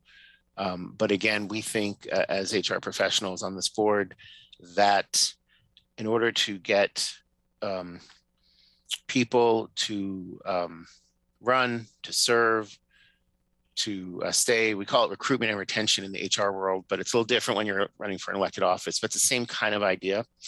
And to keep that good talent that we have and need, that as a board, we really feel like with those other positions you saw in attachment 3, that we need a truing up. One reminder too is that commissioner salaries can only be increased if they're approved prior to general elections. That is under the, Darcy, help me here for a minute. Is it the Lane County Charter or the state law? I cannot remember at this moment. I apologize. Thank you, Josh. It is under the Lane manual. Lane manual, that's it. Thank you. Thank you, Darcy. I appreciate that. So the next opportunity would be the effective date of 2025, which is 3 years out. Getting back to our board, just to give you a little more information, what we do is we meet each fiscal year and make recommendations. The recommendations then go to budget committee, and then the budget committee presents it here, as you saw back in attachment 3. The one other thing I will say to that is we could schedule to meet again this calendar year and propose an increase for commissioners if those are approved before November general election of 2023. So what I said before about 2025, we are able to meet before if there's a need for that, and we'll take direction from you. I will stop there. Those are sort of the highlights I really wanted to present. Herb, I'll turn it back to you in a minute. But just as you can see, at least for these 4 positions, the salary increases, while the percentage does look high, double digits in some cases, we look at the dollar amounts, and also, again, the philosophy behind what we're doing, and have been doing this for a number of years, is the truing up piece. There's a lot of the attachments that you saw in the materials. We can try to answer questions if you have specific in the weeds questions, or we may turn to staff, but I will stop there and turn it back to Herb from the budget committee. Thank you. Excellent. Thank you, Josh. So the budget committee met on January 19th, and commissioners, all 5 of you are on that budget committee, and we're at that meeting. I appreciate that. I was actually out of the country at the time. I did review 100% of the video on that meeting, and I found that the content was in alignment with my own kind of status of things. So I'm supportive of the outcomes of the meeting as it was. There was a little bit of background. There was robust support for increases in the non-commissioner based positions. There was discussion on that and support on that. And the committee discussed some other topics, and along with that, provided one set of recommendations forward for the non-commissioner based positions. And we have attachment 3 up on the page right now. And the budget committee is recommending the following annual salary adjustment increases for the non-board elected positions retroactive to the first pay period following January 1st, 2022, as outlined on this page. And that is the sole recommendation that came forward from the budget committee for these 4 positions. That's the assessor, the district attorney, the justice of the peace, and the sheriff. And at this point in time, any questions for myself or for Josh? Thank you, Budget Chair Volodman and Mr. Burstein. I'm looking to the queue to see if there are any questions. I see none, but that sometimes is a catalyst for hands to be raised. And I'll mention this while I'm giving it a moment. We do have before us 4 orders, one for each of the salary adjustments, but the data is all in one discussion point. So let's just discuss, the discussion will be toward the general, all 4 grouped together, and then I'll call on the board, the orders in sequence. So at this point, I still see no hands raised. So I think you must have done a superb job of presentation because you answered all of our questions. And once again, we were a part of the budget committee discussion that brought this recommendation forward. Commissioner Burney. Thank you, Chair. I knew if I rambled on for a while, I'd see a hand. No, you see a hand, but you also see I screwed up my agenda here. So I'm so sorry. I guess what I wanted to say was this, if you want us to speak to all of them.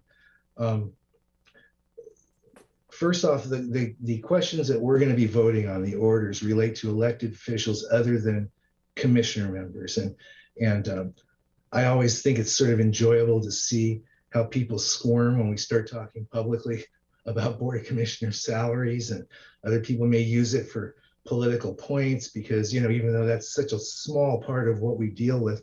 But I want to say this, this is about raising salaries for people that have been keeping the peace during COVID, have been managing our safety and our health, not commissioners, but the people in the items here. And I'm absolutely going to support the raises for them. My reasoning is not what I've heard from other commissioners. I don't think people run for elective office for the money. I am one of those that really believes that the notion, and I get it, it's an HR notion, Joshua, I get that, I respect it, but I just don't think that's part of the incentive. I remember when I was my first year teaching in 1975, I made $8,800 a year, and people, I said, people don't go into teaching for the money. There are other motivations. And I think those other motivations relate to these 4 items. When it comes, though, since people are reluctant to discuss as I'm going to, when it comes to Board of Commissioner salaries, I told this board the first time I got on the board that I'm absolutely against that. And I'm against it anyway for principle, but let me tell you why I'm against it right now. Especially, it sends the wrong message. People in my district and your districts, fellow commissioners, are paying more for gas, more for food. Housing prices are insane. Rents are out of control. It's just the wrong message. We do just fine. So I know that this isn't something that's up now, but just as I did before, I will absolutely vote no. And when we get to that for commissioner salary increases, it's an optics thing, but it's a commitment I made. Well, that's all I have to say right now. So I absolutely will support a motion on the floor for these 4 positions. Thank you. Thank you, Chair. Thanks, Joe Burney, Commissioner Burney, excuse me. I will, I'll respond to that ever so briefly. Still looking for hands raised, and I'll see none, then we'll go to the orders. But one thing I disagree with you a little bit on is that people do give up full-time jobs to run for county commissioner sometimes. Sometimes they come out of retirement, sometimes they come out of something that's not a full-time job. But people do give up full-time jobs. So people do it in order to, a part of it is balancing what they have to do with their life. There's no question about that. So I'll compare it to when I was a Eugene City Councilor. My first 6 years as a Eugene City Councilor, it was a volunteer position with no compensation at all.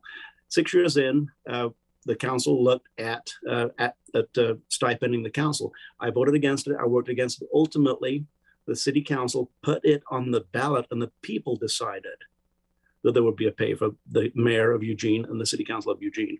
So that's an option that this board of commissioners has at some point to give the people the choice. And Mr. Burstein presents and has for years now a valid, strong argument that the board of Lane County Commissioners is undercompensated. Commissioner Burney, your hands back up.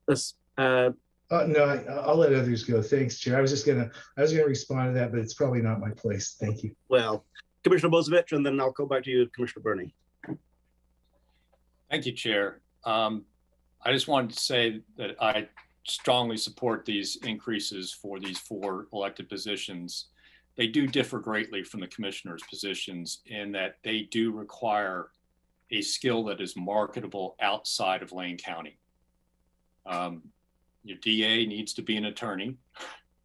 Your assessor's got to have the skills of to supervise an assessment and taxation department of 177,000 accounts plus. Your JP has to understand court procedures, probably has a legal background, and your sheriff has to be a certified law enforcement officer capable of managing a large department. All of those skills are extremely marketable. As we watched one of our sheriffs retire and take up a chief of police position in retirement in Florence, it's easy to see that all of these are competitive type positions.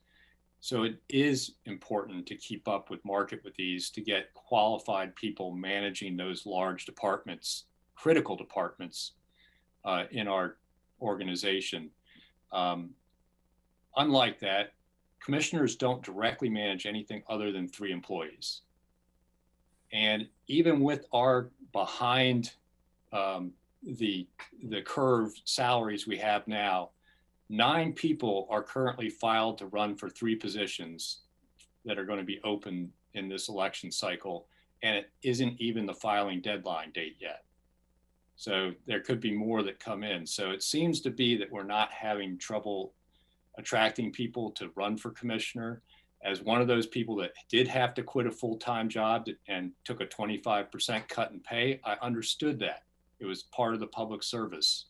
So I just want to say I really appreciate the work that the elected officials compensation board has done, the budget committee, because it's really important, and for multiple reasons, particularly when you talk about the sheriff's department, to keep the sheriff up, because there's a statutory requirement that he be the highest paid, official in that department.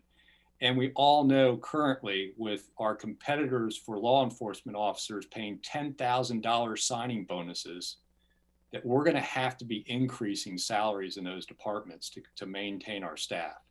So if we don't keep the sheriff up to pace, we're going to have difficulty recruiting and retaining our law enforcement officers. So really important issue. I know it probably looks to the general public bad that we have these really high paid people, but a DA is an attorney managing a small law firm, and a managing partner in a law firm makes a hell of a lot more than our DA does. So with all that said, I just want to say I support all 4 of these orders, and I don't support coming back and looking at the commissioner's salaries. Thank you, Commissioner Bozovich, and then we'll move along. And I have the gavel today, so I get to decide. I'm going to make a comment to Commissioner Bozovich before I go to you, Commissioner Burney. I disagree with you about this Board of County Commissioners or any Board of County Commissioners not having skills that are marketable outside of Lane County. Now, as county commissioners, perhaps not. However, as individuals, we all possess skills that have gotten us to the position where the public trusted us enough to elect us. We better have skills. We had darn well better have skills that are far beyond the ability of just only managing a county. Commissioner Burney. Well, after your comment, Chair, I feel like the old CERTS commercial is saying, stop, you're both right. For those of you that are old enough to remember the old CERTS breath mint. Lasts a long time, okay? But I just want to point out, and this is more to the public than commissioners, we have been raising pay amongst county workers to bring them to market. That includes nurses, that includes healthcare workers, that includes road workers, and that most definitely includes deputy sheriffs and many job positions in the office. Because what Commissioner Bozovich said is true as it relates to that. And so I don't want to beat a dead horse. He and I come to the same conclusion for different reasons, but if we were going to have a race as to the amount of pay cut for the public to serve public interest, I think I might win that one with you, Commissioner. However, I do believe public service is part of the motivation for those highly skilled people that serve as assessor, as district attorney, as justice of the peace, and as sheriff. And I believe it also public interest and public service guides those of us on the Board of Commissioners or those that seek to be on the board. Thank you very much, Chair. The three-way test, right on. Then we'll move along to the orders. I'll take them one at a time. And I have one item that I'm going to add on the second order. The first order we have before us is Order 22-03-01-07 in the matter of adjusting base salaries of Lane County elected officials, the assessor. Do I have a motion? So moved. Second. Moved by Commissioner Burney, seconded by Commissioner Buck. Do we have discussion to this motion? I see none. I'll call for the vote. All those in favor, please say aye. Aye. Aye. Aye. Passes unanimously. Second order is Order 22-03-01-08 in the matter of adjusting the base salaries of Lane County elected officials, the district attorney. Do I have a motion? So moved. Second. Moved by Commissioner Buck, seconded by Commissioner Burney. Discussion to the motion. I will just add this, that this is this base salary is the Lane County portion of the district attorney's salary. The portion of the district attorney's salary is paid by the state. So no further discussion. I'll call for the vote. All those in favor, please say aye. Aye. Aye. Passes unanimously. Order 22-03-01-09 in the matter of adjusting the base salaries of Lane County elected officials, the justice of the peace. Do I have a motion? So moved. Please. Second. Moved by Commissioner Bozovich, seconded by Commissioner Buck. Discussion to the motion? I see none. I'll call for the vote. All those in favor, please say aye. Aye. Aye. Passes unanimously. And finally, item D, which is Order 22-03-01-10 in the matter of adjusting the base salaries of Lane County elected officials, the sheriff. Do I have a motion? So moved. Second. Moved by Commissioner Burney, seconded by Commissioner Bozovich. Discussion to the motion? I see none. All those in favor, please say aye. Aye. Aye. Passes unanimously. And these adjustments we just made will be effective the first full paycheck subsequent to January 1st, 2022. Mr. Vlodman, Mr. Burstein, thank you very much for your participation, the long work that went into the action today. We'll move along with the agenda. Thank you. We have item 7 on the agenda, which is County Council announcements. And Mr. Dingle, I believe, is not with us today. He did pass along to me that he has no announcements and that any announcements that have evolved in the last 2 hours will be brought forward by another member of his staff, and I see none. So no County Council announcements. Along to County Administration, Mr. Mokraiski. Thank you, Chair. I have a couple of announcements here. First, I would like to introduce to you our new equity manager, Latife Amato, and I believe Latife is here. If you can turn on your camera.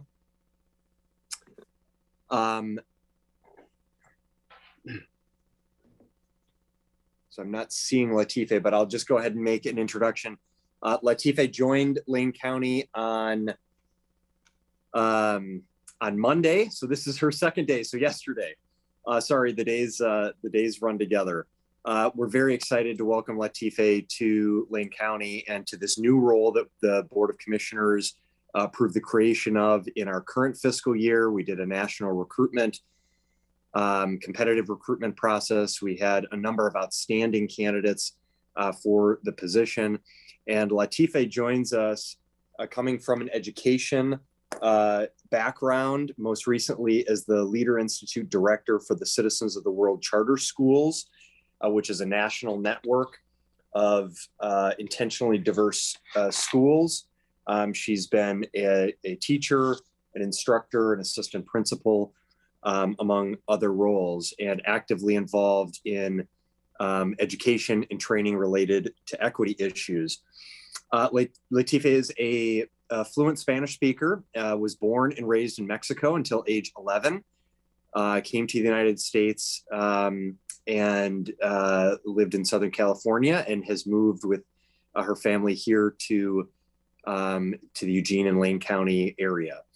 And so we're really excited to welcome Latife, who has demonstrated herself to be an engaging, dynamic strategist interested in helping Lane County continue to operationalize all of our work around equity, and really pivot to a more strategic approach to our work, implementing our equity lens, building partnerships, and advancing all of our equity work. So let me see, there is Latife, you are with us. So Latife, I'll just ask if you would like to say anything, and on day 2, and just an introduction to the board and those watching our meeting. Welcome, Latife. Hello, everyone. Apologies for that. Stepped away from my desk for a minute. So hello, hola. My name is Latife Amado. Thank you, Steve, for that introduction. My pronouns are she, her, and ella. And I'm really deeply honored to be serving as Lane County's equity manager. A little about myself, as Steve sort of shared, I am Mexican born and raised in Mexico, and came to this country undocumented at the age of 10. I navigated school all through college as an undocumented immigrant. And I think that my story and my mother's story and those of many immigrants is one that really shapes the lenses that I wear every day. I am raising a multi-ethnic, multicultural daughter in a not so diverse place. But I really just remain really hopeful that, you know, she's going to grow up knowing the nuances of these identity layers in a county that really values diversity and all of its gifts. And then on a professional level, I do come from the educational sector, first as an environmental science classroom teacher and coach, then as a school leader, and then most recently just working in adult development, supporting school and district leaders in both strategizing and, you know, seeing to life some of their equity initiatives. And we did this at the national level in very intentionally diverse spaces. So far I'm day 2. I've already had an opportunity to sit in on the Equity Lens Committee meeting, and I'm feeling really, really energized by just their courageous and innovative work. And I look forward to being in community with all of you and just co-designing systems that serve all people in Lane County. So thank you for that. Thank you, Latife, and thank you, Chair and Commissioners, for allowing for that initial introduction. So you will, stop by, and Latife has an office here in County Administration, and welcome her. And we look forward to the great work we'll do together. I do see Commissioner Burney has his hand up. Thank you, Chair. Okay, Latife, I want to know what the heck you've done so far. No, I'm just kidding. This may not be the time, but I would love to talk to you soon about Springfield, which is the most diverse community in the county and which has the highest Hispanic or Latinx population, and it's growing. I would love to chat with you about your background in education. I too have that, and I have that with bilingual multicultural education. Dr. Eduardo Galarza, I don't know if you know that name, but he was a friend and instrumental. That's a long time ago. That's before you were born. And so I'm delighted you're here, and really looking forward to getting to know you. Thank you so much. And thank you, Chair, for allowing me to say that. Thank you, Chair Burney. We can all take a moment to say hello to Latife, if that Ms. Amado.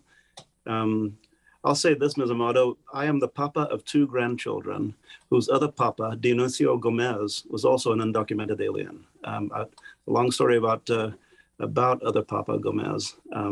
and he no longer is with us. He lives on in pictures and in our hearts. Mr.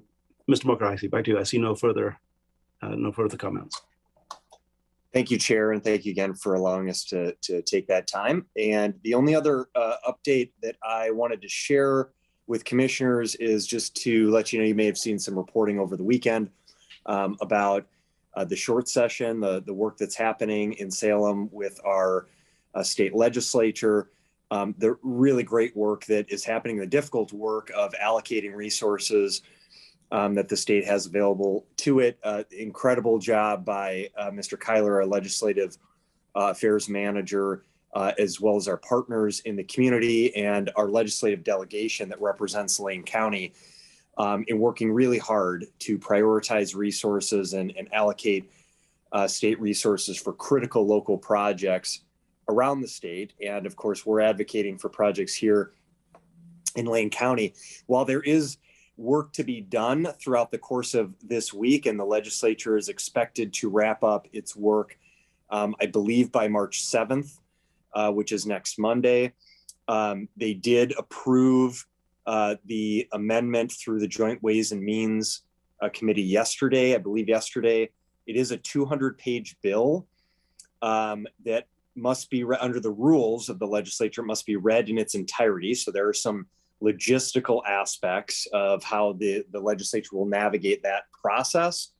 So as they work through that process and finalize funding for various initiatives, I wanted to just offer on behalf of Lane County, on behalf of our Board of Commissioners and Chair, ask if certainly if commissioners have additional comments in this meeting and outside of this meeting, to share thoughts and comments, but appreciation for our delegation, our state delegation from Lane County and the entire legislature for their hard work, their accessibility, and their responsiveness to Lane County and our partners here in Lane County for various high priority initiatives. We are very hopeful of a number of items that are currently in the amendment that include funding for projects both urban and rural. And very important to note that we have really diverse projects that are currently identified for funding in our urban areas as well as our rural areas. Significant resources that are being proposed for emergency communications, for additional medical access, primary care medical access in rural communities, for infrastructure projects, road and bridge projects, for housing and homelessness services, for various quality of life facility improvements, expansions, opportunities for growth in economic development, improvements in water quality treatment, and the list goes on and on. And so we just wanted to take a moment to recognize that great work. And while there is work to be done, it's an opportunity for us as leadership in Lane County to express our appreciation to our legislative delegation and the legislature for their work, and to continue to advocate for those funding of those critical projects that we have seen come forward so far. So I would just offer that to the commissioners. Happy to answer any general questions on that front, and any opportunities that you may see fit to recognize our delegation and the legislature for their work is always appreciated. Thank you, Ms. Mokarisi. I see no hand raised. Then is that the conclusion of your announcements, sir? That's it. Thank you, Chair. Thank you very much. A great set of announcements. Boy, what an exciting moment, us moving forward with Latife on the staff. And I believe she is here in the administrative offices today, and I may drop by and knock on the window and say hello. Please do. Thank you. Thank you very much. We've caught up a little bit on our time, so we'll move along with Commissioner's business. Any announcements from the Board of County Commissioners?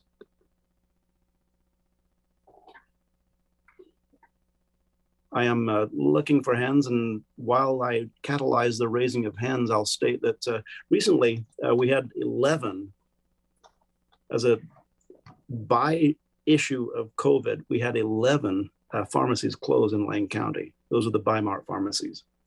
And they've all been closed. There are 79 total Bi-Mart pharmacy closings throughout the state, which puts a great burden not only on the existing pharmacies, but also it adds to the waiting time that people have for pharmacies. We all recognize and acquiesce to that. One last thing I will say is that Dionisio Gomez, I mentioned him briefly a few moments ago. We do have a ofrendas in our family home for Dionisio. He is remembered and will be remembered always in my grandchildren's hearts. I still see no hands raised with the announcement, with the Commissioner's business on announcements. Any future board assignment requests? I see none. Then, excuse me, Chair, Commissioner Buck's asking to be recognized. I don't see a hand raised, but Commissioner Buck. Oh, I'm sorry. Use the old-fashioned hand. Okay. The electronic hand. Okay. Well, just like I'm trying to get back to the old ways. Sorry, we're not quite there yet. I did want to bring up, it sounded like a request from Oregon Housing Community Services for a potential agenda meeting with us. I'm not sure if you had a chance to discuss that in agenda team earlier today, but they were interested in doing a presentation on the CDBG disaster recovery funds.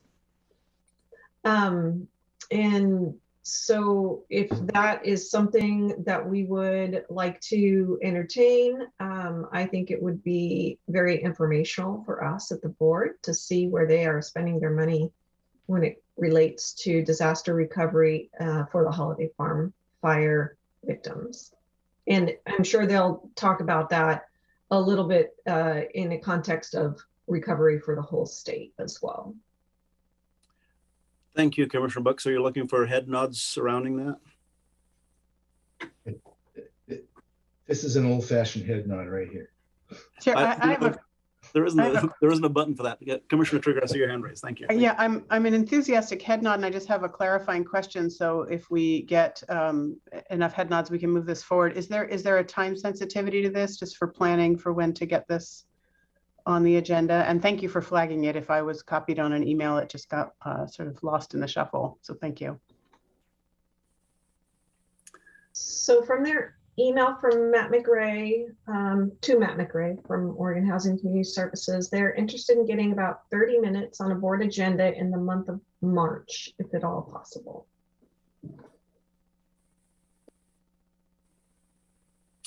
So I'll look around for acquiescence via the up and down motion of your chin.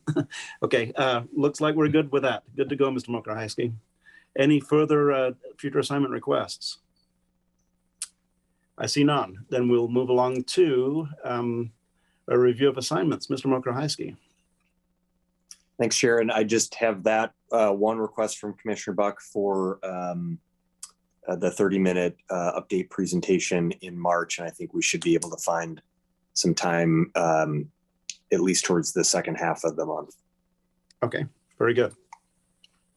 Then we have no further regular business today. We do have a need for an executive session today. Before I read us into the executive session, let's decide when we're going to come back in executive session. Let's say at 11:10. Does that work for everybody? When after my gavel will return at 11:10 in executive session. Then I will read us into executive session. Ms. Jones, let me know if there's anything that I'm missing before I go into executive session. I don't think so. Very good. Then at the sound of my gavel, we'll be recessing the Board of County Commissioners and reconvening in executive session. The Board of County Commissioners will meet in executive session to conduct deliberations with persons designated by the governing body to negotiate real property transactions.